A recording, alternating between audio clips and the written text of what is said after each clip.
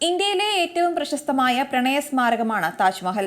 വെണ്ണക്കല്ലിൽ കൊത്തിയെടുത്ത ഈ മനോഹരമായ കൊട്ടാരം രാജ്യത്തെ ഏറ്റവും ജനപ്രീതിയാർജിച്ച വിനോദസഞ്ചാര കേന്ദ്രങ്ങളിൽ ഒന്നുകൂടിയാണ്. ആധുനിക ലോകത്തിലെ 7 അത്ഭുതങ്ങളിൽ ഒന്നും ഈ ലോക പൈതൃക കേന്ദ്രവുമായ താജ്മഹൽ കാണാൻ ഓരോ വർഷവും എത്തുന്നവരുടെ എണ്ണം ആഗ്രയിലെ ജനസംഖ്യയേക്കാൾ പല മടങ്ങ് കൂടുതലാണ്. ഈ താജ്മഹൽ കൂടാതെ മറ്റൊരു താജ്മഹൽ കൂടിയുണ്ട് ഇന്ത്യയിൽ. ബ്ലാക്ക് താജ്മഹൽ എന്നാണ് ഇത് അറിയപ്പെടുന്നത്.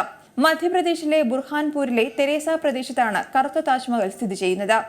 ബുർഹാൻപൂർ റെയിൽവേ സ്റ്റേഷനിൽ നിന്ന് ഏകദേശം 7 കിലോമീറ്റർ അകലെ സ്ഥിതി ചെയ്യുന്ന ഈ താജ്മഹൽ AD 1622-നും 1623-നും ഇടയിലാണ് നിർമ്മിച്ചത്.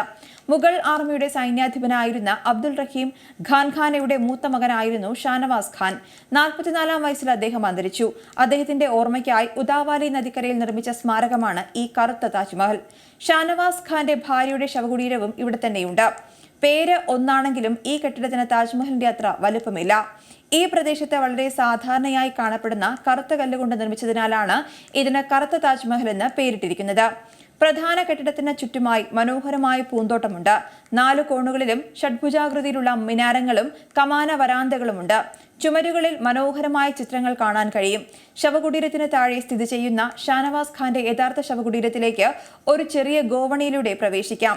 സഞ്ചാരികൾക്ക് ബുധനാഴ്ച ഒഴികെ ആഴ്ചയിലെ എല്ലാ ദിവസങ്ങളിലും ഇവിടം സന്ദർശിക്കാവുന്നതാണ്. രാവിലെ 9 മുതൽ വൈകിട്ട് 4 വരെയാണ് ഇവിടെ പ്രവേശനം അനുവദിക്കുന്നത്.